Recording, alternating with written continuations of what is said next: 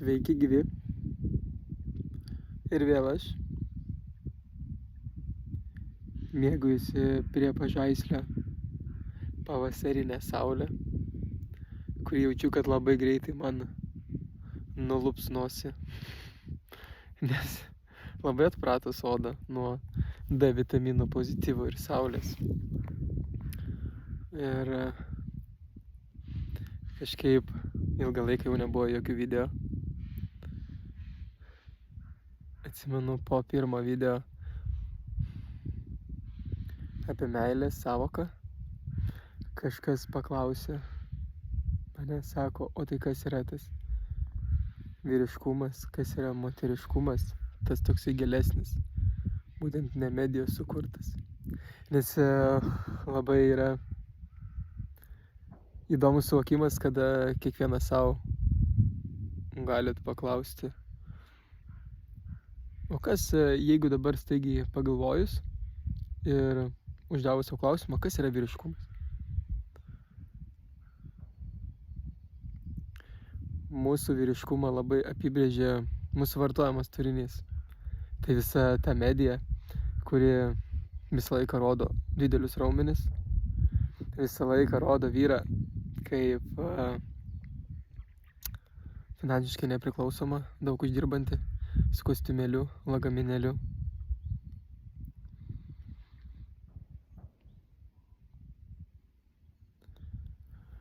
Bet iš tikrųjų tos visos vyriškos savybės, kurias mes gaunam kaip dovaną, būtent vyrai, tai yra labiau apie atsakomybės prisiėmimą.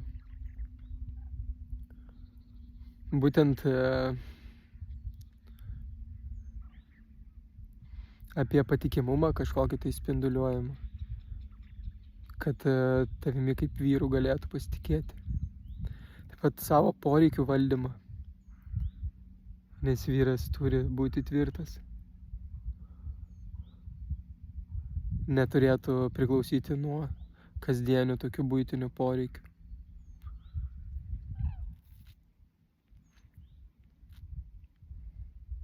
Ir visos šitos savybės skatina pasitikėjimą, būtent vyrų.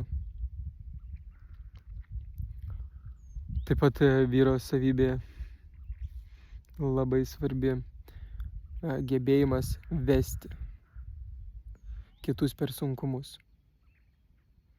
Nes vyras turi tą stiprią rolę. Ir nebūtinai tik raumenim vesti. Bet yra stiprių sveikų protų. Ir labai faina mintis, kurią irgi išgirdau, kad būtent ir moteris darosi feministės, būtent ypač vakaruose. Vien todėl, nes nėra šitų savybių. Jom labai sunku rasti vyruose šitas savybės. Ir kai moteris jų neranda, jinai turi užsipildyti pati.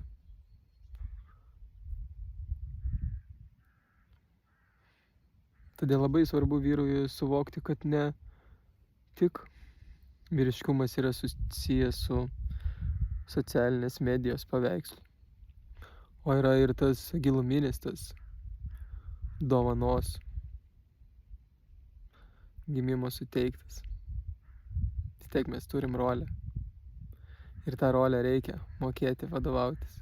O jeigu mes nemokam, tai automatiškai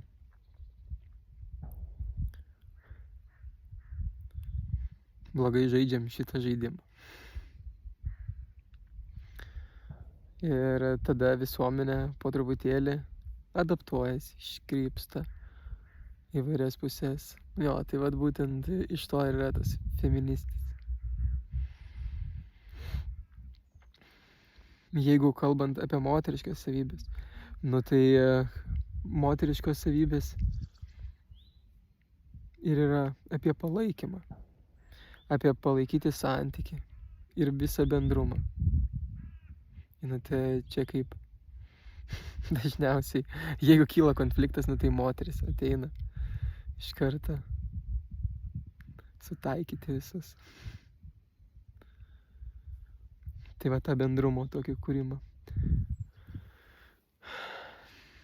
Ir čia labai sena tokia žinoma tiesa, kad vyras turi turėti tikslą statyti namą, o namą turi padaryti namu moteris. Būtent tą gyvybę atnešti. Aišku, dabartiniai laikai turbūt sakys, kad nėra čia jokių tų rolių. Visi galim būti viskuo. Bet ne veltui mes esam vyrai. Ir ne veltui mes esam moteris. Ir jeigu mes nepriemam savo tos duotybės, nesuvokiam, ką mes turim daryti, mes šiek tiek pasimetam. Ir automatiškai mums sunkiau ir antroj pusėje surasti tai. Dėl to atsiranda labai daug poligamijos, nes vyrai neturi vyriškumo.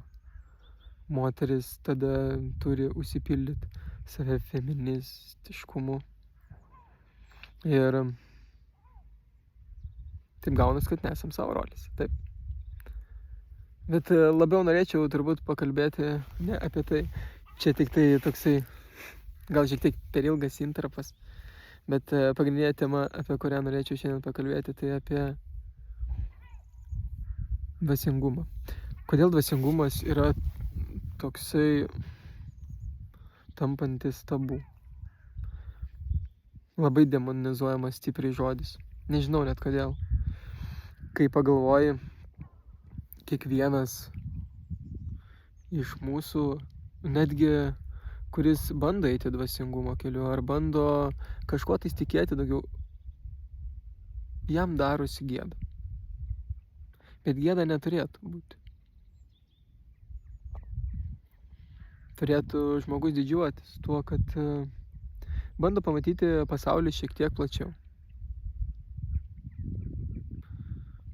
Aš pamenu, kai irgi, nesvarbu tai būtų kokia religija, ar islamas, ar budizmas, ar krikščionybė. Visiškai neturi jokios. Kaip aš sakau, visos religijos yra nutapytos iš tokių pačių dažų, tik skirtinga forma, skirtingas paveikslas, skirtingai pateiktos detalės ir viskas, bet iš tų pačių dažų. Ir kaip kiti žmonės nepasitikė ar krikščionybė, ar kuo. Ir jie sako, kad krikščionybei tenai, tie kunigai daro daugiau nuodėmių. Jie yra ten visokie pedofilai, klanai. Ir tie žmonės yra teisūs. Bet žinot, kame yra problema? Kad mes akcentuojam tik tai labai blogus pavyzdžius. O yra begalė gerų pavyzdžių, kurie tiesiog tyliai dirba savo darbą. O kai medija mėgsta maitinti visuomenę būtent to negatyvų, nes lengviausia pritraukti dėmesį visuomenės būtent negatyvų, tai automatiškai atrodo čia, kad visi yra tokie blogi. Ir kai pagalvoji, kad ir kokia būtų didelė medaus statinė, bet jeigu bent vieną deguto šaukštą įdėsi, jau ta medaus statinė bus nebe tokia naudinga. Tai panašiai ir su dvasingumu. Ir su kiekviena tokia situacija žmonės nutolsta nuo dvasingumo. Ir kai jis pradeda eiti, tas sudvėjoja. Čia kaip aš su vienu žmogum irgi kalbėjau, kur jisai pyko irgi ten pedofilai, vagys, tenai daugiau geria, daugiau nuodėmių daro. Taip, galbūt ir daro. Bet kaip tarkim, dabar imt pavyzdį, mums arčiausia krikščionybei. Taip, nes mes katalikai. Bet belė kur galima. Nesmė visiškai čia apie religijas, visiškai nesmė apie religijas. Galima tikėti pagonybę, nesvarbu kuo. Svarbu tikėti, kaip aš sakau. Bet jisai sako, aš neisiu pas kunigą ten kažkokį klausyti mišių, tenai dar kažką. Ir aš tada sakau, niekas ir nesiūlo eiti pas žmonės. Mes einam būtent į šventą vietą. Neinam mes pas kažkokį specifiškai žmogų, kuris galbūt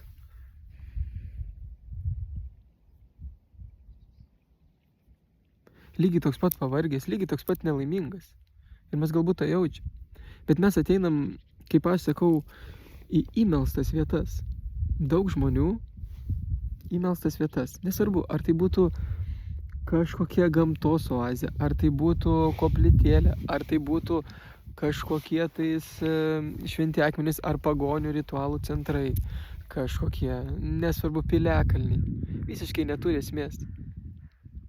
Bet mes, sakau, ateinam tiesiog pabūti šventoj vietoj. Mes neinam pas specifinius žmonės. Žmonės yra tik tai tarpininkai. Ir tada, kai aš šitą pasakiau, šitam žmogui nukrito visi blokai. Jisai apsiverkė. Aišku, jų istorija tenai šiek tiek ilgesnė buvo. Jisai tiesiog apsiverkė. Ir dažnai mes dvasingumą asocijuojam su žmonėm, o šitaip neturėtų būti. Dvasingumas yra tiesiog tikėjimas. Tikėjimas viskuo. Nesvarbu kuo. Netgi atsibudus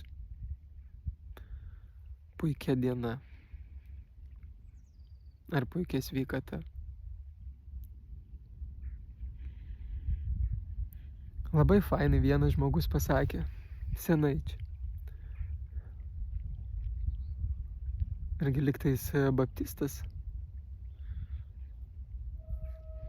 Kai mes su juo vaikščiojom, tiesiog man atrodo dar čia simboliškai Velykų dieną artėjančią.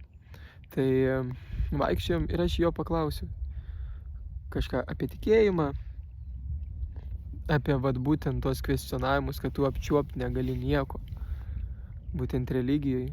Bet labai fainas ir geras buvo atsakymas, kad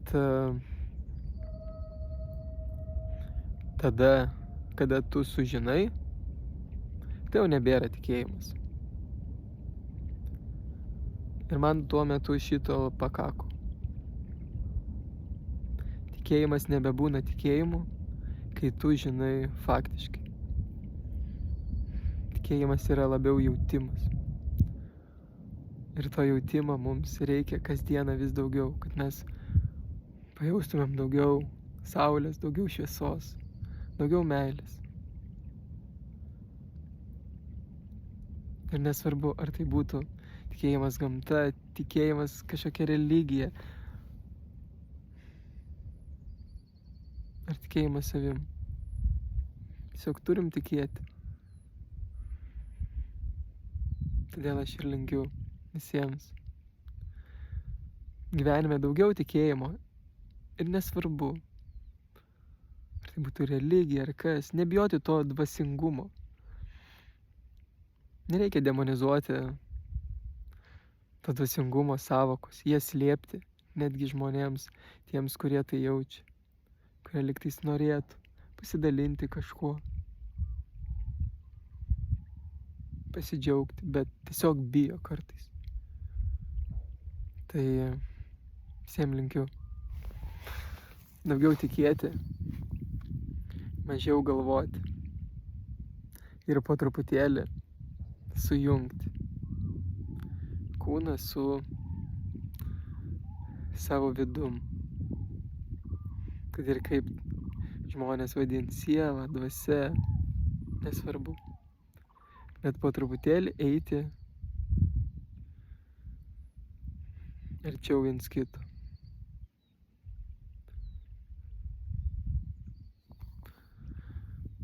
Labai nuostabus oras pavasariškas, labai graži vieta. Labai ramu. Ir labai džiaugiuosi, kad pagaliau gaunam vis daugiau saulės.